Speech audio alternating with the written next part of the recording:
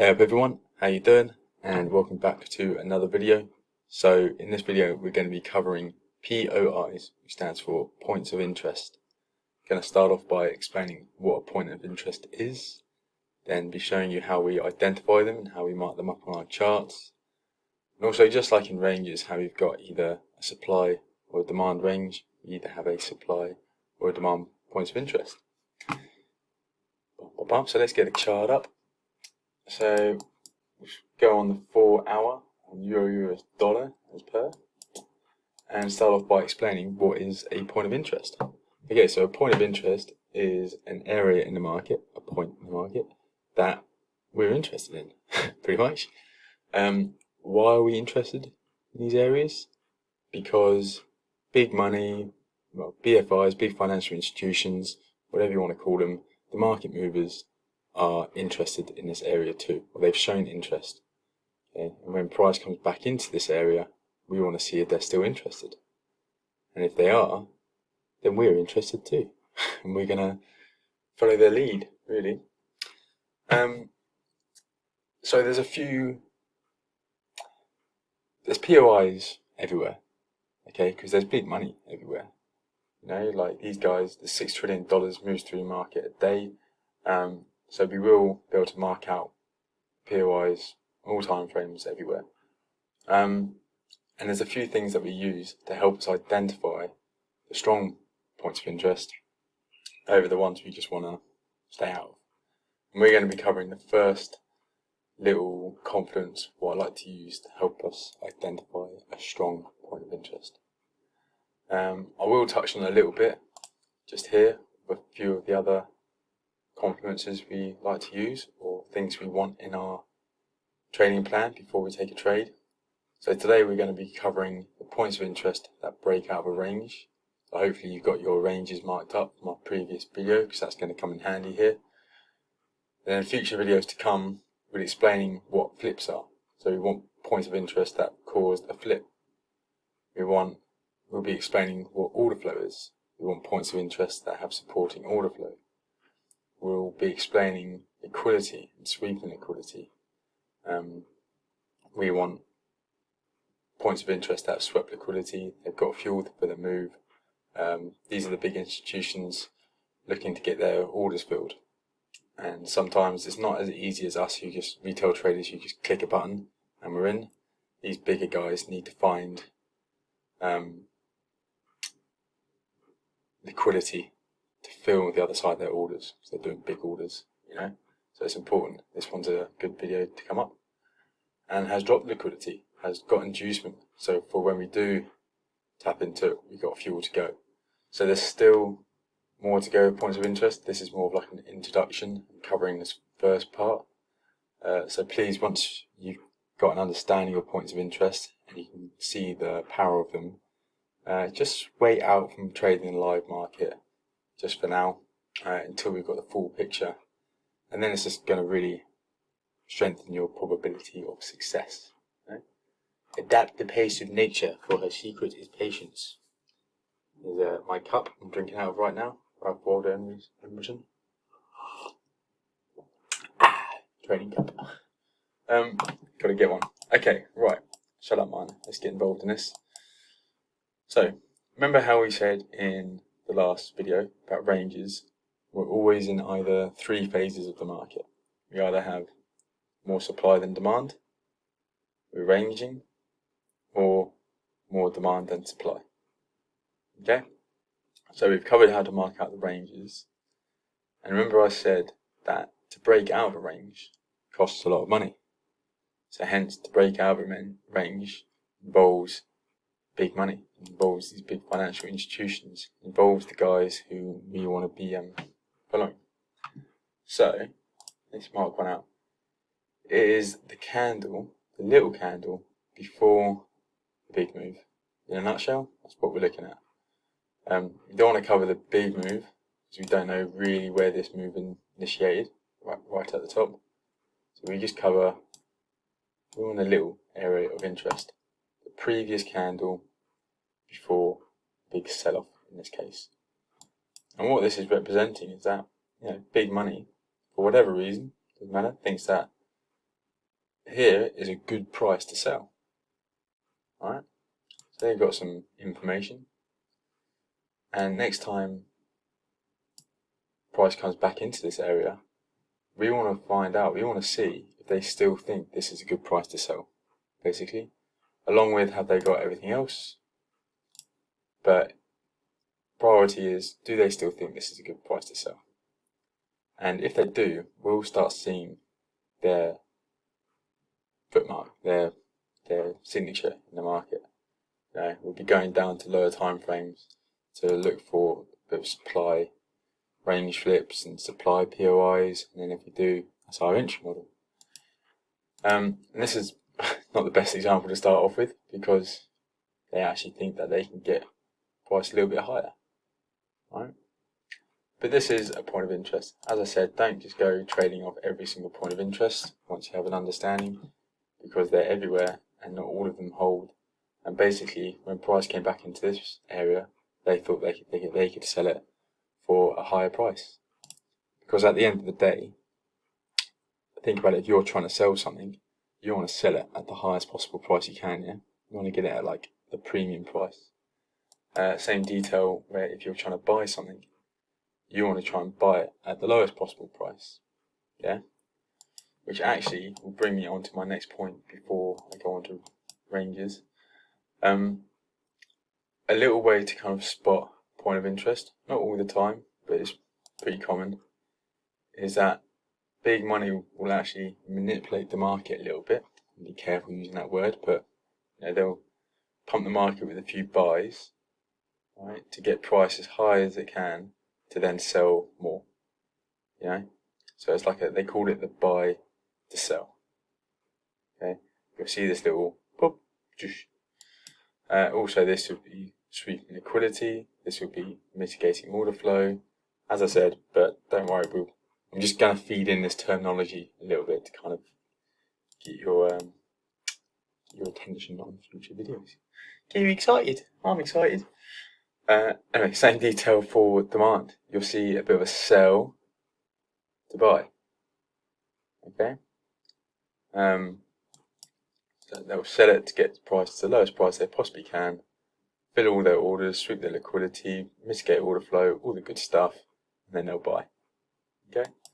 Anyway, back to this video on points of interest that break ranges. So what we're going to do is, hopefully you've got your ranges marked up from last video, the folder, slap her on like that, and we've got that this is the last buy to sell that breaks out of a range. Yeah. Now we are going to do this on all ranges. So this one doesn't hold, doesn't matter, just mark them up anyway. This little range, there's a buy to sell, what breaks out of range. Mark the bottom of the previous candle and the top. So big money thinks that this is a good price to sell at. And when it's come back in, they still think it's a good price to sell at. And they've got the fuel, they've got the orders, they've got everything else they need, so they sell off. That's not a range. This little range here is a buy, sell. When it comes back up, gets respected. Happy days. Okay, now let's do some demand points of interest. So, sorry, see how I've got them purple? Because my supply candles are purple. Obviously demand, you can customize to whatever colour your demand candles are. And I make these a little bit darker. I think I've got them at like 10, yeah. Ranges I like at 5 visibility. POIs I have as 10. If you like, you can make it 100 if you want. Gonna struggle to see the charts though. So yeah, this is a sell to buy that breaks out of this demand range. Okay, doesn't quite get respected. Big money can actually get price a little bit lower before they buy again, and we can actually go down into these wicks, but that's getting a bit ahead of ourselves. I'm just going to focus on the real clear ones, because you can see that we can just go down this rabbit hole with every single. No, I don't want to get too excited. We're going to be covering this so much, so much, and all this kind of stuff. These points of interest are actually good for explaining future videos. Anyway, so look, this level here, where they want to buy it, holds again. Actually holds again. So this was a pretty strong point of interest. And then fails. Let's go supply. So yeah, this point of interest buys, sell, holds again. This will kind of be in lower time frame. This will be a bit of order flow. This is a clean one. Big buy before the big sell. That breaks out of a range.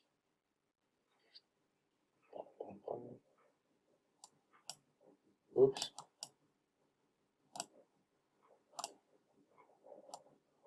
Where am I? Lovely. And again, look, big buy, sell, that breaks out of range. Cover the wick as well, at the very highest point, a little bit. And again, price comes back into it. You still think it's a good place to sell. They've got everything else they need. They sell off. This is also a little bit of, see how it's point of interest. We've got order flow. Order flow is like when it's linking together. But again, we're going to explaining this. We've got supply range, order flow. And then this supply order flow, because look, we have another point of interest. That isn't quite the one that breaks the range. It's actually here. It is a bit weak, but you know, it is broken. Not every point of interest gets respected. Otherwise, yeah, it'll be easy money. Everyone will just enter a point of interest everywhere, and the world will be rich. Yeah. Okay, so now we've got supply order flow has actually been broken. Sorry, I'm getting ahead of myself, but I can't help it. Introduction. Supply points of interest are getting broken. Supply ranges are getting broken. You've got demand range being formed now, and you have a big sell to buy, or it's flipped these areas. Whoops, what was I doing there? What have I done now? That has flipped these areas. Look forward to next video. So this will be a good price. Class is a strong price to buy, and gets held quite a few times. Okay.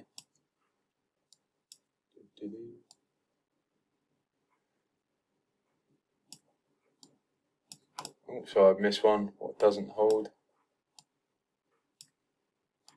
There's a sell to buy that breaks a range. Doesn't hold though.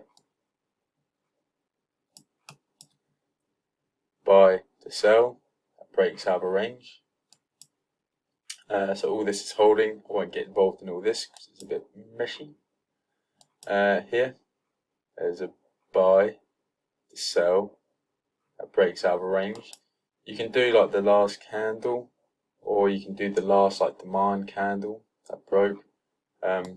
These kind of areas, this is the kind of stuff I'll just mark the whole lot, and we can refine on lower time frames. This would be a strong area as well, because this would cost big money to break this strong level of order flow, strong level of supply points of interest. All this has been good price to be selling at for a while, and suddenly someone's decided that it's not a good price to sell at, and they want to buy at. And hang on, I'm getting to flips here. Anyway, strong level, that's flipped.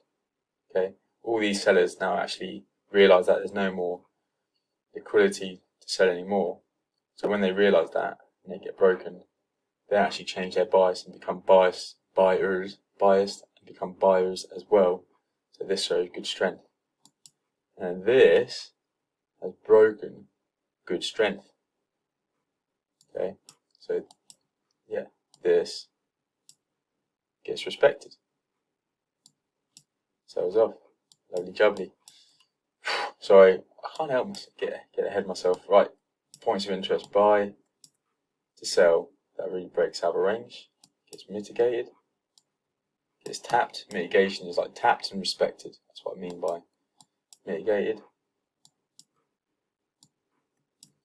Buy to sell. Not quite. Looked over. Anyway, so I think we'll finish it there. Almost 20 minutes. That's all right. As I said, we're going to be doing a lot of point of interest stuff. There's the things how we integrate them all together to help us identify strong areas, strong points of interest where we want to enter the market. This is important because, like, we always enter from a point of interest.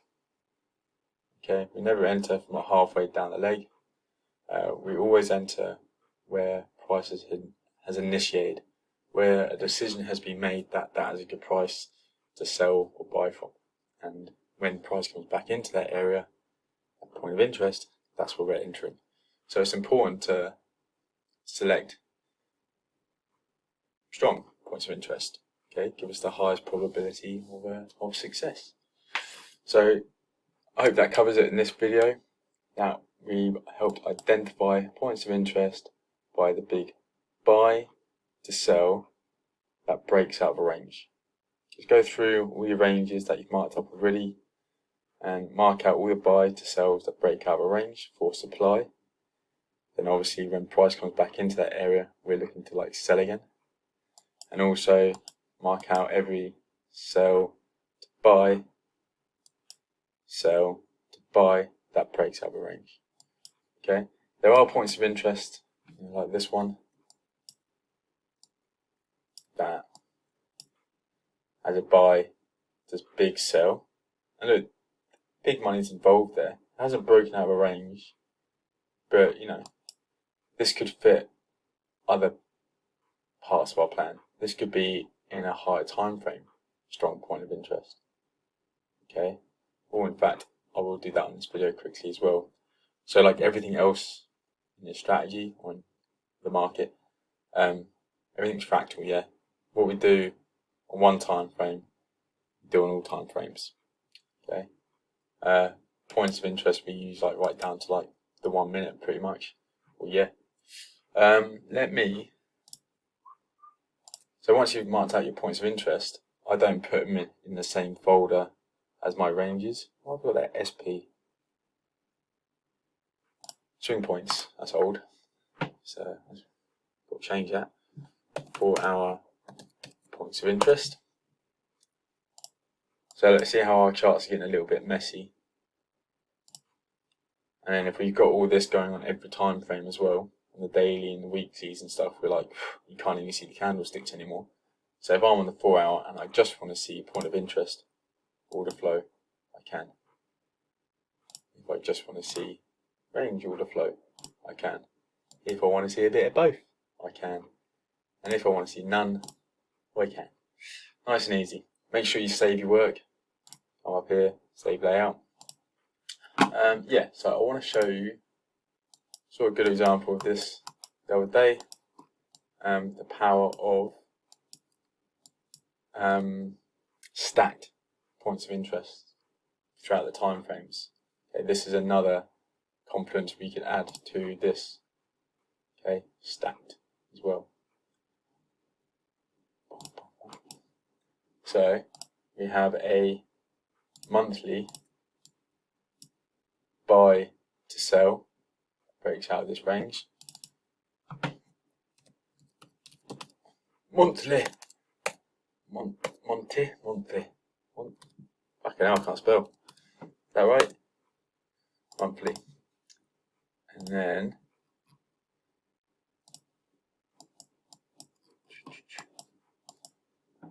here we have a daily buy to sell that breaks out of all the range here.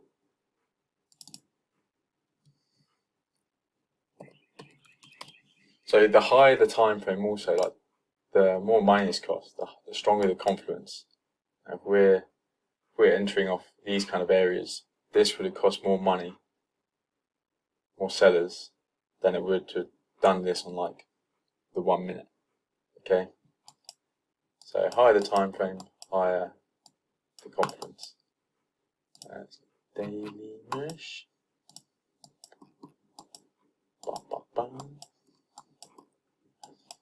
Daily, you got the, it's not a real big buy to sell, but it's the candle before the big move, like a range.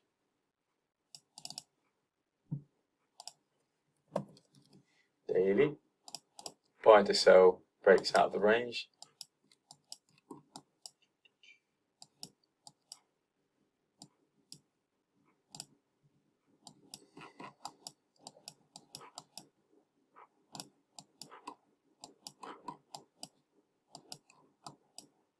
And here we got the buy, really it's like that one, mark up the whole area though. The buy sweeps liquidity, mitigates to sell, that breaks out of range. Pull out, boy.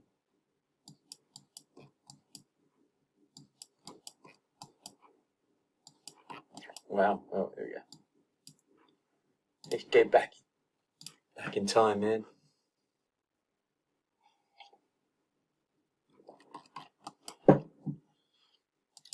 So, if we were here back in January 2021, we'll be noticing that we're coming in to a strong level of supply, a point of interest. Last time, big money thought this was a good price to sell at.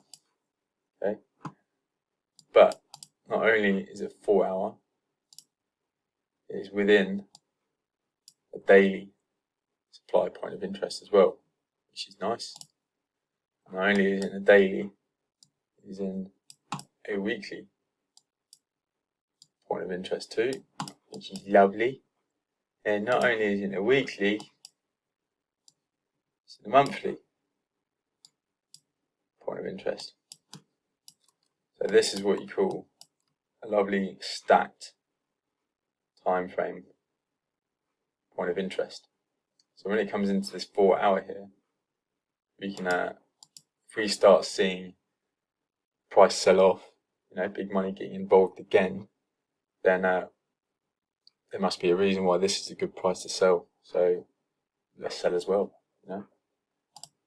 And she taps in. So right, see how that's, love this example, very, very stacked, and melts from there. So we could be following this, selling as well until the next point of interest where there might be some demand, strong levels of demand. But yeah, strong level to sell. Happy days. Okay, so quick little rundown. So explain what a point of interest is an area in the market that big money is interested in. How do we mark them out? It is the previous candle before the big move that breaks out of a range. And yeah, we either have a supply or a demand point of interest. When we come back into a supply point of interest, we're selling. When we come back into a demand point of interest, we're looking to buy. This is on all time frames, monthly, weekly, daily, 4 hour, 15 minute, and yeah, 1 minute. That's our kind of, we execute on the 1 minute points of interest. We always enter from a point of interest. I think that would do. I think that would be good for the first video. So look forward to the next video, which is when it is points of interest. Well, yeah, it's points of interest that cause flips. We're going to start, I've already touched on it a little bit there, but the power of a point of interest that breaks. So it's like the power of demand point of interest that breaks a level of supply, makes it a bit stronger. If it just breaks out of a range, great. But if it breaks out of a range and it breaks a level of supply, it makes it even stronger. Then if it has order flow, yeah, these are all videos to look forward to. Right, cool guys. Thanks very much. Thanks for listening to me waffle. I know I talk a lot, but I hope it's helping, and look forward to seeing you on the next video. Take it easy. Bye.